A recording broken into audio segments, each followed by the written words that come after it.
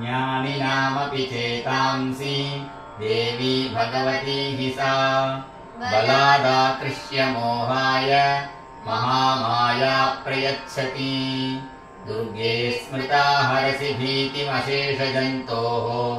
स्वस्थैः स्मृता मतिमतीव शुभां ददासि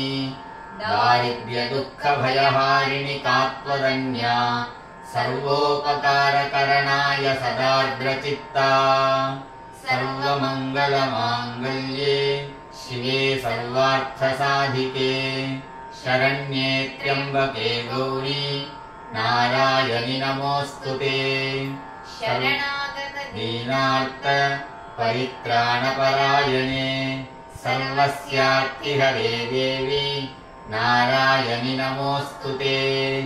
सर्वस्वरूपे सर्वेशे सर्वशक्तिसमन्विते भयेभ्यस्त्राहि नो देवी दुर्गे देवी नमोऽस्तुते रोगानशेषानपहंसि तुष्टा हृष्टा तु कामान् सकलानभीष्टान् त्वामाश्रितानां न विपन्नराणां त्वामाश्रिताः ह्याश्रयतां प्रयान्ति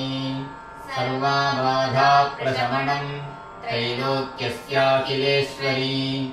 एवमेव त्वया कार्यम् अस्मद्वैरिविनाशनम् श्रीमहादेव्यै नमः।